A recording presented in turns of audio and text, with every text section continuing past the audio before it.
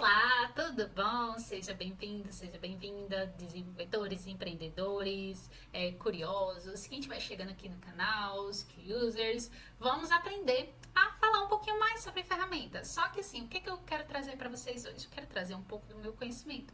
De tudo que eu tenho aprendido até agora, eu peguei e fiz o quê? Eu peguei e montei um backlog dentro do Trello. Quem não conhece o Trello é uma ferramenta onde você pode gerenciar tarefas, você pode usar cards para poder fazer o gerenciamento dessas tarefas e usar um modelo Scrum e usar também um modelo de... Ai meu Deus, fugiu o nome, cara. De backlog. Só que aí, o que é que faz? Você também pode pegar esses dois modelos e fazer uma mesclagem deles. Só que aí você tem que ter um modelo de gestão, né? E pensando nisso, foi que eu peguei ali um pouco do meu conhecimento e montei um backlog de gestão.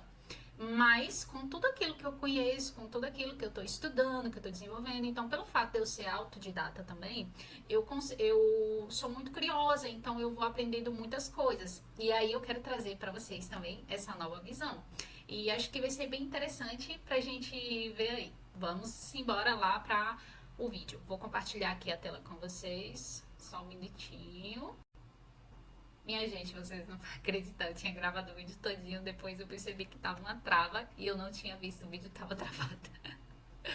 Ai meu Deus, mas vamos lá, gente, começa novamente, né? Então vamos lá, recomeçando aqui. O que eu tava mostrando pra vocês era o seguinte: esse modelo aqui eu tinha falado backlog, não é backlog, é modelo Kanban e modelo Scrum. O Scrum, ele tá ligado em sprints, ou seja, tarefas que elas demandam tempo e elas têm um prazo, e aí você vai distribuindo ali entre as equipes quem vai fazer o quê e ela só tem os prazos de entrega.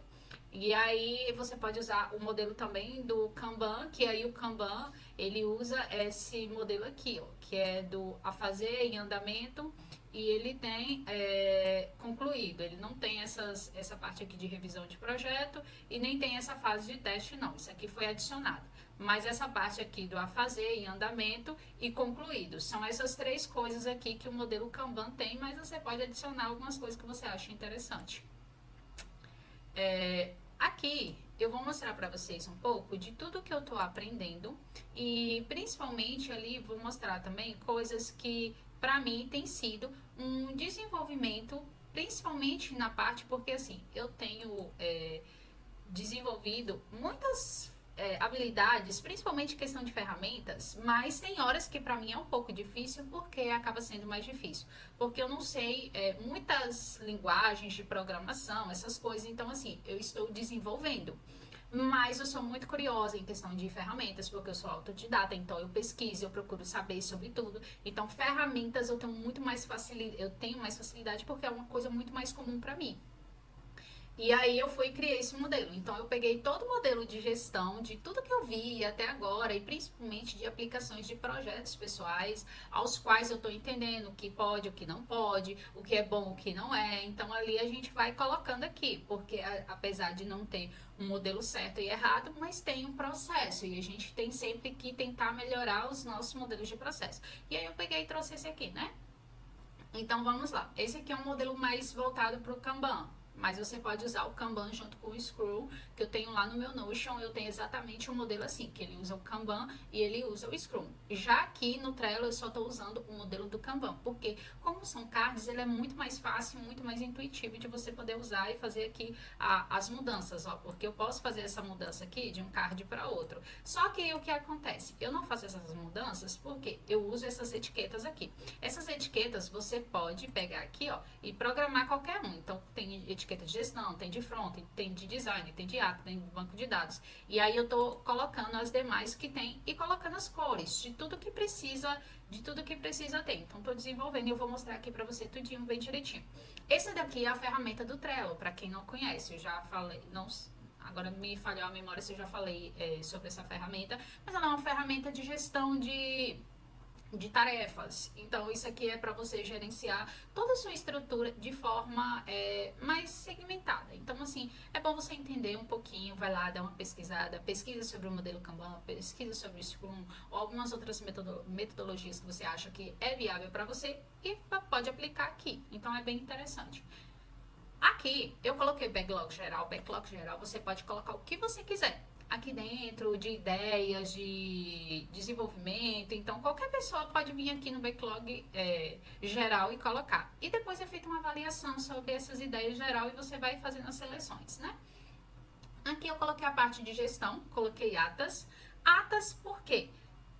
No começo eu não sabia o que era daily. E aí eu comecei a pesquisar para entender o que era isso, que era o daily, o one-on-one. E aí depois foi que eu entendi que isso são reuniões. Então, toda reunião, o interessante é que ela seja protocolada, que ela seja documentada. Porque às vezes vai acontecer coisas ali, a gente é ser humano, a gente tem falha de memória, por melhor que a sua memória seja, que às vezes você não lembra naquele momento que você precisa, vai lembrar em momentos mais tarde. Então, isso é muito importante para você vir aqui e você datar as suas reuniões, até mesmo para entender qual é a parte de cada um, o comprometimento de cada um, e principalmente toda reunião tem que ter pauta. Reuniões aleatórias, elas são difíceis, por quê? Porque elas tomam diferentes ângulos, diferentes abordagens. Isso não é bom, porque em vez de otimizar o tempo, isso acaba soltando. E tudo que é fluido demais, sem um controle, né, uma segmentação, isso acaba dificultando um pouco mais. Então, isso aqui é bem interessante, bem importante. Eu coloquei aqui a parte de gestão, que aqui você pode colocar qual é o seu modelo de negócio, pode botar aqui qual é a estrutura que você vai trazer, qual é o mercado, qual é o nicho, qual é a demanda que vamos dizer assim, que você esteja usando isso aqui para um cliente, qual é a demanda que esse cliente vai usar. Então, assim, na parte de gestão, você estruturar todas as informações que é necessário você ter da empresa para que você possa desenvolver o projeto ali. Tanto você que trabalha já com isso, tanto você que é freela, mas também para você que é empreendedor, você entender como é que funciona e não achar que tudo é o desenvolvedor que vai fazer. Você tem a sua parte, você tem o seu compromisso, que inclusive eu não coloquei aqui, mas tem a parte que eu vou adicionar aqui sobre informações que o cliente tem que enviar. Então, tem certas informações que eu só vou obter com o cliente, tem certas informações que só uma pessoa específica da empresa vai me passar. Então, se isso aqui é um backlog de trabalho, a equipe vai ter acesso e vai entender de quem aqui. Tem as equipes, né? Quem é responsável pelo banco de dados, a responsável pela parte não é hospedagem aqui, é infra. Deixa eu mudar esse nome aqui. Que é a equipe de infraestrutura, a equipe de... Eita, ficou duas vezes. Mas aqui é só, ou eu arquivo, ou simplesmente eu abro aqui o card, venho cá e eu faço a exclusão. Então, tem muita gente que acha muito difícil o Trello, mas o Trello, ele é super fácil, super intuitivo. É só questão de adaptação mesmo. Se você se adaptar, você vai ver que no instante ele é maravilhoso e tem excelentes recursos para você. Então, continuando aqui. A gente vai ver aqui, ó, dentro da parte do comercial. Então, continuando, a gente vai ver aqui, ó, que eu coloquei tanto a administração, coloquei comercial e coloquei marketing e coloquei recursos humanos. Por quê? Você tem que saber quem é a pessoa-chave. O que quer dizer pessoa-chave? A pessoa para as quais, se der um problema daquela parte, você vai ter a comunicação, você tem para quem solicitar. Então, aqui tem que ter o e-mail, aqui tem que ter o telefone da pessoa, se no caso é de contato, né, vamos dizer assim, a empresa tem um telefone e aquela pessoa fica no ramal, tal. Aí você vai falar com aquela pessoa. Ou o telefone do setor lá da empresa que você consegue falar com aquela pessoa. O e-mail de contato também. O nome da pessoa e a função dela. Você tem que ter aqui, porque, por exemplo, dentro de uma equipe comercial, eu tenho gerente, eu tenho vendedor, eu tenho supervisor, então eu tenho que saber para quem é que eu tenho que pedir essa informação. Dentro da parte de administração, eu tenho a parte financeira, eu tenho a parte auxiliar, eu tenho a parte contábil, então eu tenho que saber para quem eu vou pedir as informações, porque se eu não sei, eu fico à deriva, e aí você acaba assumindo responsabilidades para você que não são suas. Esse foi um grande erro que eu cometi quando eu comecei com marketing digital, porque eu não pegava o nome das pessoas às quais que eu tinha que enviar protocolos. Então, eu sempre enviava para uma única pessoa. E na minha cabeça, aquela pessoa distribuía para as demais. E não era isso que estava acontecendo. Até o momento que outras pessoas começaram a me questionar que eu não estava fazendo envio de relatórios. E eu fui prontamente e falei assim, como eu não estou enviando esse relatório? Todo mês eu faço a entrega de relatórios para a pessoa. Ah, não, mas a gente não recebe. Eu disse, aí é a questão, porque ninguém entra em comunicação e quando eu falo não me responde, então fica difícil a gente ter uma comunicação fluida em relação a esse respeito, porque o que é da minha parte eu faço, mas o que é da parte de vocês, vocês têm que me informar, me comunicar, me passar, né? Então, por isso é importante você saber quais são os setores da empresa que você trabalha ou do cliente que você vai trabalhar, para quem é que você tem que pedir as informações e aqui você monta essa equipe e o que é que você. Aí, aqui também, você tem que colocar aqui dentro o que é que você vai enviar para cada pessoa, para que você não possa ter problemas futuros e estar enviando informações que são sigilosas. Por exemplo, a equipe de administração raramente tem o mesmo acesso que a equipe de back-end. A equipe de infra não tem o mesmo acesso que a equipe comercial. A equipe comercial não tem o mesmo acesso que a equipe de recursos humanos. Então, isso aí é necessário e isso é um dado muito sensível que você precisa ter não só registrado lá no banco, mas também aqui no seu backlog de gestão para depois você não ter problemas com isso. Agora vamos lá para a parte de ambientes e ferramentas. Quando você vem aqui, eu comecei a fazer, só que tem várias coisas aqui que eu preciso adicionar. Mas basicamente o que é isso? É você colocar as ferramentas que a empresa usa, as ferramentas que você usa. Por exemplo, vamos dizer assim, as configurações de ambiente de desenvolvimento, que seria o que? Eu coloquei aqui mais embaixo, né, que são as ferramentas utilizadas. Uma IDE, que é o exemplo, VS Code, um Git, que é para versionamento, ou o GitHub também. Aí a gente tem o Docker, para fazer ali a parte de containerização, de arquivos. Aí a gente tem também o Trello, para fazer a parte de gerenciamento. Porque assim, o que acontece aqui na parte de ferramentas? Não basta você colocar a ferramenta, você tem que colocar para que é que você usa ela. Porque assim, tem ferramentas no mercado que elas são usadas para diversas coisas. E toda ferramenta é necessário que você consiga colocar o nome da ferramenta e para que ela está sendo usada. Porque, vamos dizer assim, por exemplo, aqui a parte do Trello, ele tem uma parte que é integrado com a Asana. Então, a Asana me dá acesso também ao Gira, só que eu não uso essa parte, essa integração. Então, o Trello eu só uso para planejamento. Então, tem que colocar aqui, Trello Planejamento. Aqui dentro. Então, quando eu clicar aqui, ó, essa parte aqui de descrição, eu vou colocar essas descrições sempre aqui dentro. Então, eu posso colocar data, eu posso colocar checklist, eu posso colocar membros. Toda vez que você adicionar um membro, você vai adicionar a pessoa pelo e-mail. E aí vai chegar um documento, vai chegar uma notificação no e-mail dela para que ela possa acessar esse ambiente. Então, o ideal não é você mandar link, é você adicionar a pessoa pelo e-mail porque você tem mais segurança. Então, por exemplo, aqui o FTP. FTP a gente tem vários modelos. Vamos dizer que você vai usar o FileZilla. Aí você tem o protocolo de comunicação operacional, que é, vamos dizer assim, eu uso aqui o PUT. Então, coloca aqui o PUT, protocolo de comunicação operacional do sistema do servidor. Então, essas coisinhas aí que você precisa estar atento. Agora a gente vai aqui para a parte de planejamento. Aí aqui eu coloquei plano de comunicação, coloquei análise de requisitos funcionais, que é toda a parte que envolve o planejamento ali do projeto que você está fazendo. A manutenção e o suporte, como é que vai ser feito, o lançamento da aplicação, não, esse daqui eu vou até, esse aqui não é, esse aqui não é aqui. Aí aqui a documentação do sistema, a documentação das regras de negócio, porque assim, os requisitos funcionais não são as regras de negócio. Então, as regras de negócio, ela de forma nenhuma ela pode ser esquecida. Ela tem que ser documentada separadamente para que tenha mais solidez. Então, por exemplo, aqui eu coloquei também documentação do banco de dados, para você documentar o banco, como é que ele vai ser. Porque às vezes pode entrar alguma pessoa nova.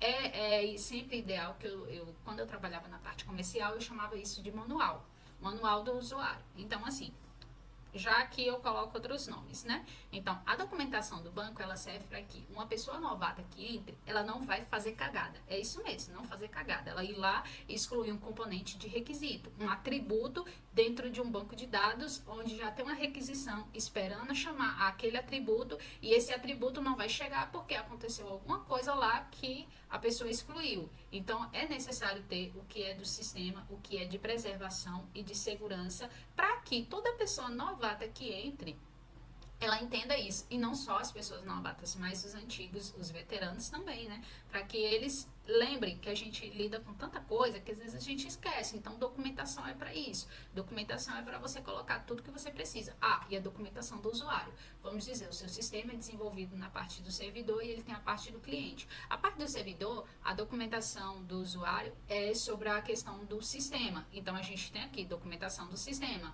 Você não vai precisar fazer, mas aqui a parte do usuário front.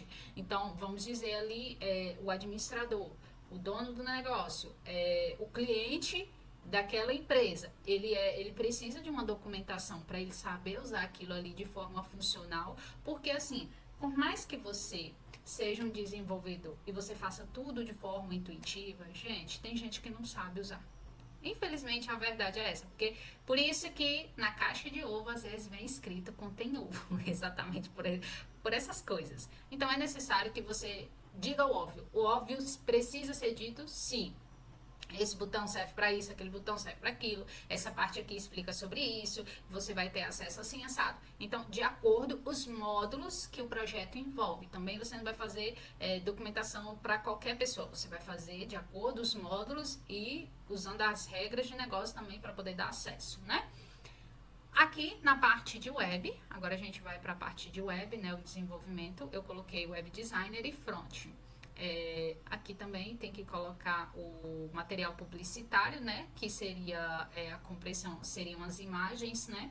Aí eu coloquei paleta de cores, porque quando a gente vai desenvolver no front, você precisa seguir ali o padrão que a marca tem, acessibilidade para pessoas que têm mais dificuldade, seja aí deficientes auditivos, seja pessoas com necessidades especiais. Então tem várias coisas ali dentro da acessibilidade que você precisa saber para poder desenvolver o projeto, porque você tem que entender qual é o recurso, para quem que a empresa que te solicitou esse sistema vai ser desenvolvido. Porque, por exemplo, se é para um deficiente visual, eu não vou desenvolver da mesma forma que eu desenvolveria para uma pessoa que tem apenas uma deficiência, não, um problema na visão. Por exemplo, eu tenho astigmatismo. Então, a pessoa que tem astigmatismo, ela tem uma dificuldade de ler, mas ela tem ali o óculos, ela faz essa correção, que aí eu vejo tudo de forma bem tranquila. Então, meu problema é mais a fotossensibilidade. Então, qual é a minha estratégia? A minha estratégia é reduzir o máximo possível da luz. Então, é essas coisinhas que a gente tem que entender de facilitar para o usuário conforme a necessidade dele, onde ele pode se adaptar. Os ícones de uso. Os ícones de uso ele tem que representar a identidade da marca. A compressão de imagem, as imagens mais leves. Aí a gente vai aplicar também técnicas de SEO, se é um sistema aberto ao público. Se é um sistema privado, não tem necessidade. Mas é bom porque depois você vai saber que imagem é aquela e se você por acaso perder aí por algum erro de backup ou algum erro de transação de sistema de informações, né? Você tem como colocar a legibilidade para saber ali se é legível, se está entendível às pessoas. Então, é exatamente por isso que você pode ver que a maior parte dos sistemas online, eles seguem um padrão de letra para que qualquer usuário que tenha qualquer tipo de dificuldade visual, ele consiga visualizar. Políticas de acesso é importante em todos os módulos. Tem uma coisa que eu aprendi quando eu fiz o curso da AWS, que é muito importante, que é a questão das políticas de acesso. As políticas de acesso, elas falam muito sobre o que o usuário pode fazer ali dentro. E isso é uma coisa assim surreal e maravilhosa. Por quê? Quando você começa a trabalhar com a questão das políticas, a pessoa ela entende exatamente qual é a responsabilidade dela, o que ela tem que fazer ali e o que ela também não pode fazer. Então isso é muito importante. Quando a gente vem aqui na parte do front, aí dentro do front a gente tirou a parte de designer, que vem essa questão dos materiais, também tem um material publicitário, só que o material publicitário, quem vai te enviar é a empresa por uma equipe que vai fazer, vai tirar fotos, vai fazer isso, vai fazer aquilo, principalmente se for um e-commerce, um site para uma pessoa pública, então não é você que vai fazer esse trabalho, a empresa que tem que te enviar. Então vamos lá, a parte do front, né? Tem um protótipo, a responsividade, a interface dos setores de administração, né? Por exemplo, o usuário ele administra a interface do usuário, né? O administrador, quando eu falo administrador, eu estou colocando todos os funcionários daquela empresa ali que vai usar aquele sistema. Aí você só vai diferenciar qual é cada um, né? As interfaces de dashboard, que elas podem estar migradas ou não, elas podem ser isoladas, né? Você também tem que ver isso. As funcionalidades adicionais que o sistema requer, você tem que colocar, por exemplo, machine learning, como é que essa IA vai aparecer? Ela vai aparecer no modal, ela vai aparecer ali dentro diretamente na interface. Então, são coisas que você precisa planejar. A linguagem de uso é o que? É um JavaScript? É um TypeScript? O que é que você vai fazer? Que eu coloquei até aqui mais embaixo. Linguagem framework, HTML5, que é a estrutura, o CSS3, que é a estilização, JavaScript, TypeScript, que é a interatividade, a questão da performance, você vai usar ferramentas por fora para poder entender como é que está performando. A componentização, qual desses componentes aqui do HTML, do front, que eu vou reutilizar, que eles são reutilizáveis. Então, isso também precisa estar numa documentação bem identificado, né? Aí vem aqui as questões de autenticação, que é de cookies, que é do local storage, é os sessions stores.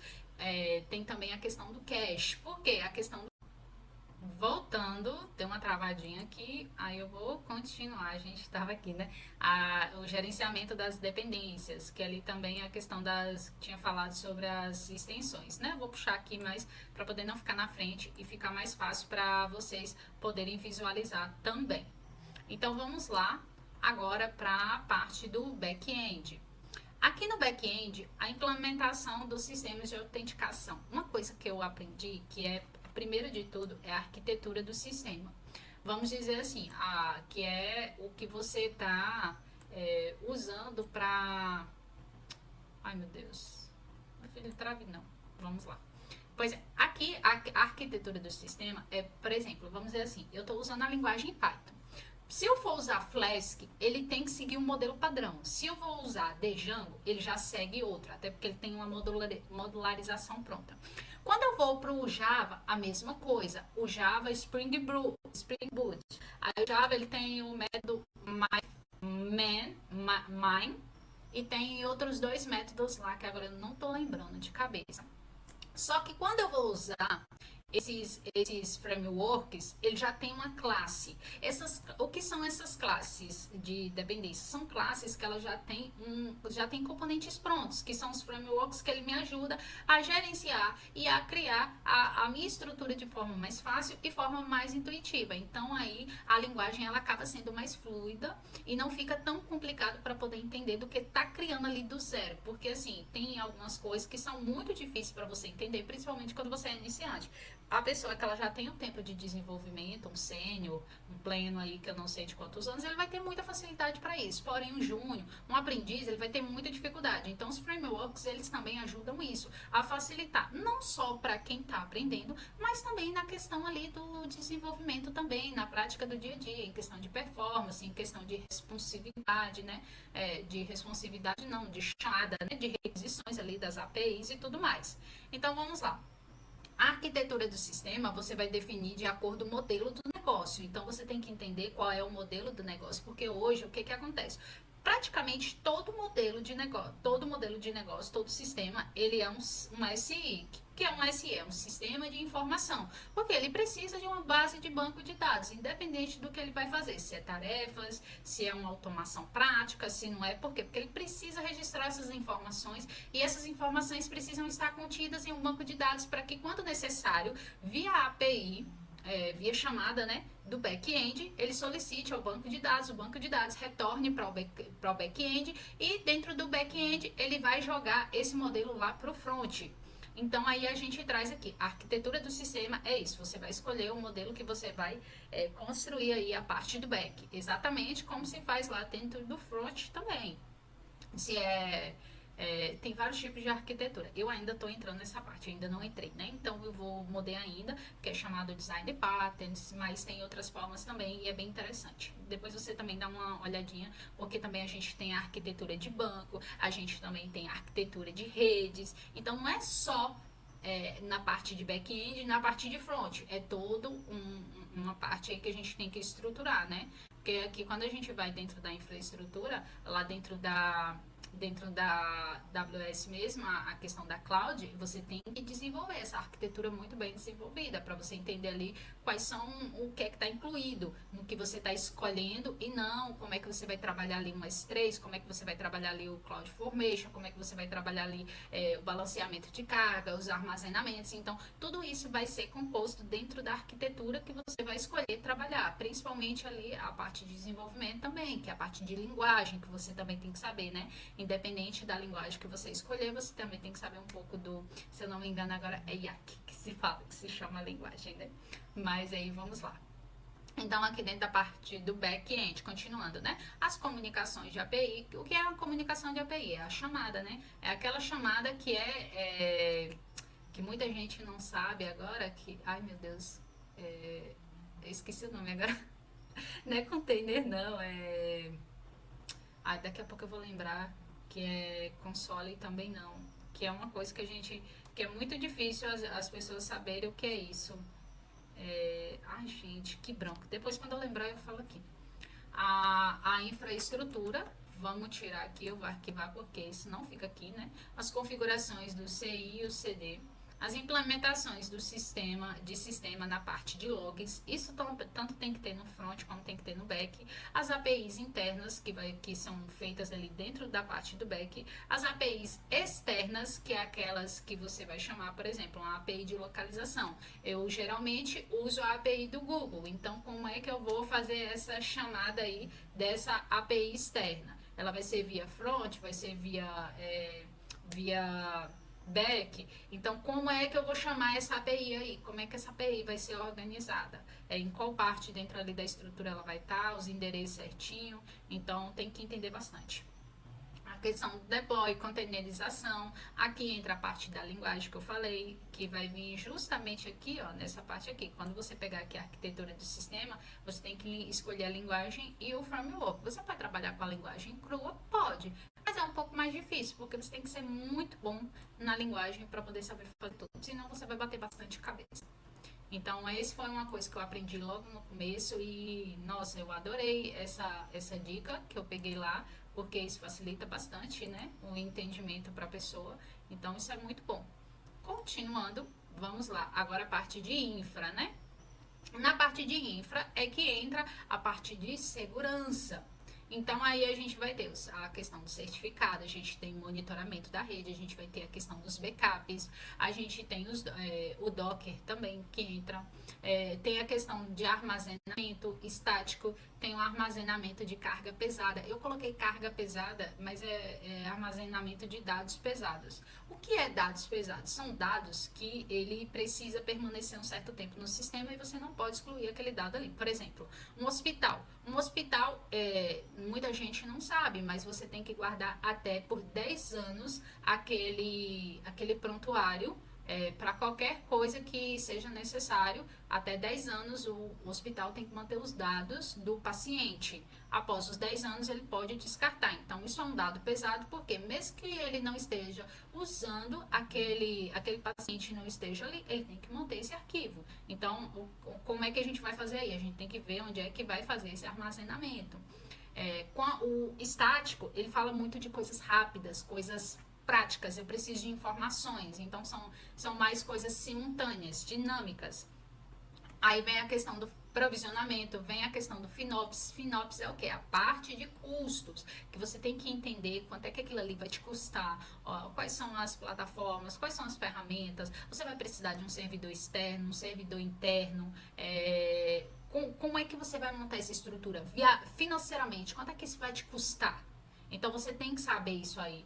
O servidor que vai ser para o back-end, o sistema operacional de Linux, você vai usar o que? Um Windows, Eu falei sistema operacional de Linux, não, é o sistema operacional de uso. Então pode ser o Linux, pode ser o Windows. Você também pode criar até um sistema operacional próprio, que tem gente que desenvolve, mas é uma coisa muito mais difícil, né? E aí a gente tem aí a gente tem sistemas operacionais aí pronto para usar e eu não vejo motivo de não usá-los, né? A questão dos protocolos de comunicação, que é o que? Via HTTPS, HTTP. Então, são vários tipos de comunicação.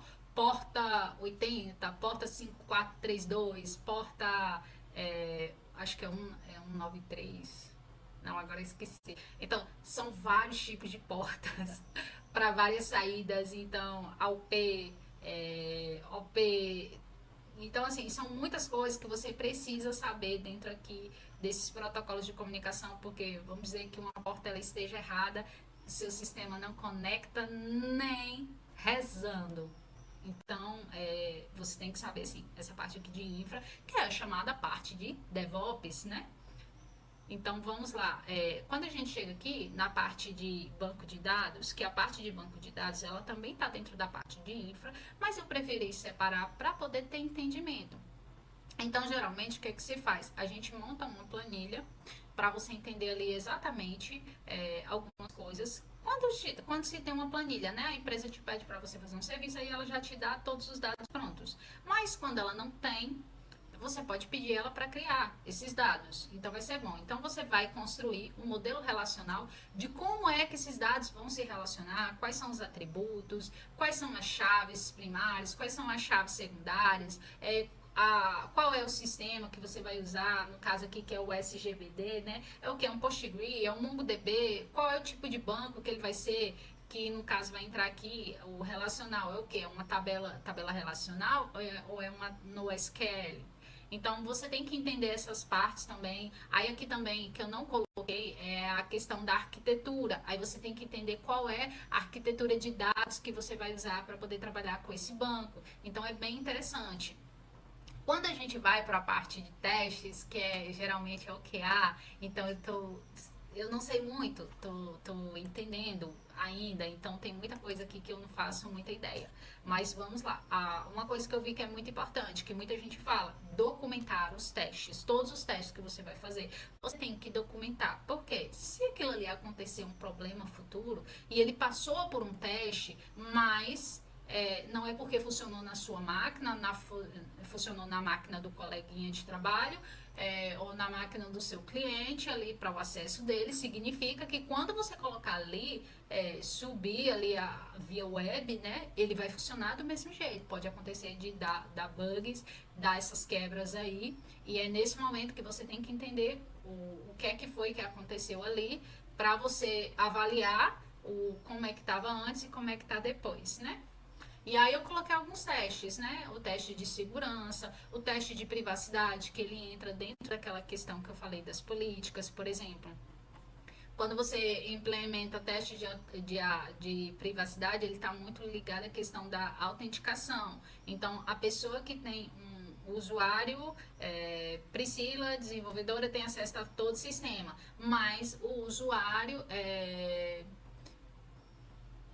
que é do banco de dados, ele só vai ter acesso ao banco. O usuário que é da parte de infra, e aí ele precisa consertar um problema lá no servidor. Então eu tenho que dar acesso a ele, a minha conta lá da AWS, eu tenho que dar acesso a ele ao meu sistema operacional. Então eu vou criar um acesso temporário para ele. Então tudo isso aí você tem que testar para ver se ele funciona antes de você executar. Aí vem a questão dos testes unitários, testes de integração, os testes de log, de aplicação, os testes de protótipos, que é o que? Você desenvolveu o projeto ali e você está apresentando ali para o cliente. Mostra ele funcionando, que é basicamente o que? É o seu MVP. Você está testando o MVP, né? E dali está aprovado, tá ok, vamos botar para girar. Então é assim. Os testes de navegação. Geralmente, o que é o teste de navegação? É você ir ali no Chrome, é você ir no Opera, é você ir no FileZilla, é você no Mozilla, né? FileZilla é Mozilla, você ir no Opera, você ir no. Eu esqueci o nome do outro navegador agora, no Explorer, e aí você pega essas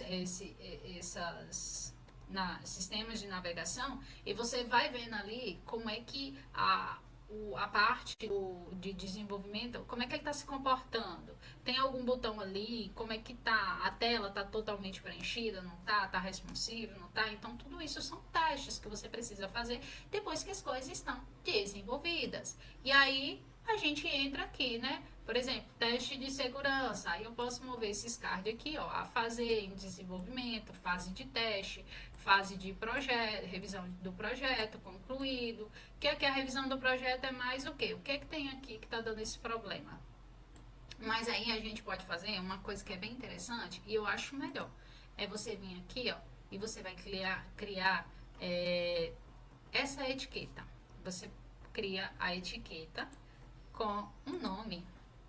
Criar uma etiqueta aqui. E eu vou colocar aqui a fazer em vermelho. Eu vou criar. O ideal é que você crie essa etiqueta só para isso. Não crie outras. Criar a etiqueta para concluído.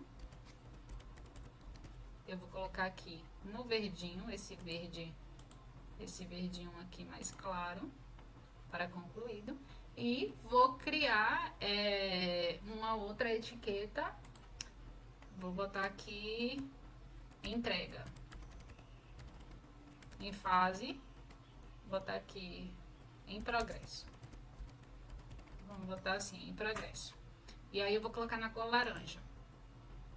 E aí a gente vai criar. Porque isso aqui é bom, porque lembra, eu vou trocar aqui a cor para um amarelo. Por quê? Intuitividade. Quando a gente está no semáforo, todo mundo lembra do sinal verde e amarelo. Então isso aqui é até bom para você fazer uma associação mental. Então aí as pessoas elas vão ter até uma facilidade. Aí vamos lá, vou te mostrar aqui uma dica bem bacana. Você vem aqui, a data do projeto, desse teste de privacidade, eu tenho até o quê? Eu tenho até o dia 5. Vamos dizer que eu tenho aí 15 dias, né? Para poder entregar ele. Então, se é 15 dias, dia 2, eu tenho até o dia 9. Então, dia 9, às 9 horas da manhã, eu tenho que entregar esse projeto. Às 9h40. Vou botar aqui, que eu cheguei e tal. Então, eu vou colocar eu posso colocar aqui, ó, 5 minutos antes, 1 hora antes, 2 dias antes, 3 dias antes. O ideal é você colocar pelo menos 2 dias antes, para você lembrar daquele compromisso, porque naquele dia ele vai começar. Então, a data de início, você ativa aqui, ó, a data de início e a data de entrega, que ele vai te lembrar. E aí eu vou colocar salvar. Quando você clicar aqui, ó, automaticamente, se você clicar nesse pontinho aqui, ele já coloca em concluído.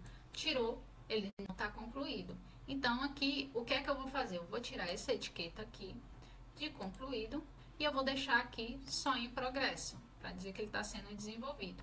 Quando eu vim aqui e vou fazer um filtro, eu posso filtrar pelas etiquetas.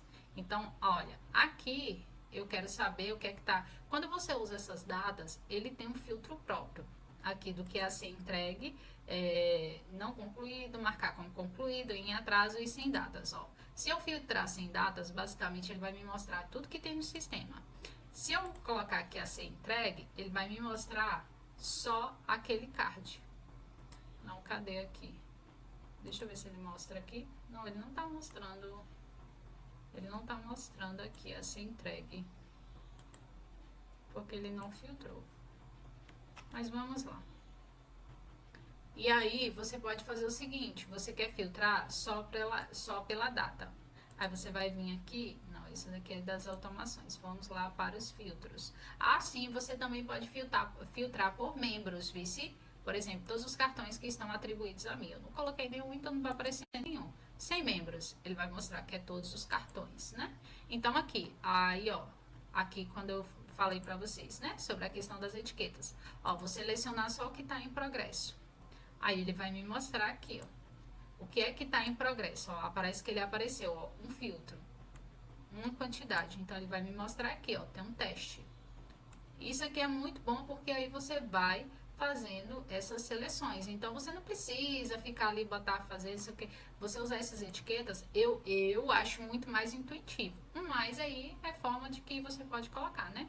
E aqui também ele traz, ó, correspondência exata, qualquer correspondência. Você pode colocar ativa atividade nessa semana, das 2 últimas semanas. Se você quiser saber o que, que a sua equipe está fazendo, o que, que as pessoas estão fazendo, você pode colocar ali.